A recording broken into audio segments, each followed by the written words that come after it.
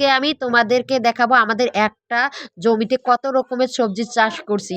আমি কিন্তু শাহী সিরাজের ছোট বোন হয়ে গেছি। এই যে দেখেন হলপলা নাপা শাক। রংপুরের মানুষের কিন্তু নাপা শাকের পেলকা মানে শোলকা আর শীতল ভাতা বিখ্যাত একটা তরকারি। রংপুরের মানুষের খুব পছন্দের একটা তরকারি নাপা শাকের শোলকা আর শীতল ভাতা। দেখেন এক সাইডে আমরা কপির গাছ লাগাইছি।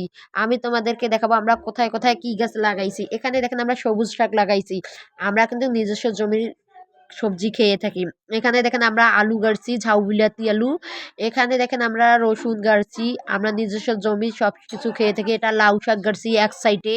সবকিছু আমরা কিন্তু ভাগ ভাগ করে গাড়ছি। এখানে দেখেন কলমি শাক গাড়ছি। আমরা নিজস্ব সবজি চাষ করে খাবেন, অনেক টেস্টি পাবেন টাটকা টাটকা সবজি খেতে। এখানে দেখেন লাল শাক, লাল শাকগুলোতে এখনো পানি পড়ে নাই, তো ওই জন্য ভালো হয় নাই। এটা ধনিয়ার গাছ। এখানে দেখেন তোমাদেরকে আমি সব কিছুই দেখাইতেছি। রংপুরের মানুষ নাপা শাক খুব খায়, ওই জন্য আরেকবার নাপা শাক দেখাইলাম। এই যে আমাদের হলুদ বাড়ি, এটা হলুদে গাড়ছি। একটা ছোট্ট সিম গাছে দেখেন দুই রকমের সিম গাছ। দেখেন দুই রকমের সিম ধরছে একটা গাছেতে। এইটা বীজ কে কে দিতে চান একটু কমেন্ট করে বলবেন।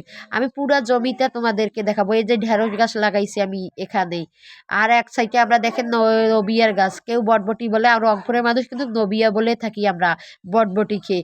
পুরা জমিটা তোমাদেরকে এখন আমি দেখাবো। দেখেন এই জমিটাতে আমরা এত কিছু সবজি চাষ করছি। আর নিজে সবজি চাষ করে খেতে তো অনেক ভালো লাগে। টাটকা টাটকা সবজি, কোনো ভেজাল নাই। সবাই ভালো থাকেন। কারা কারা সবজি নিতে চান একটু কমেন্ট করে বলবেন।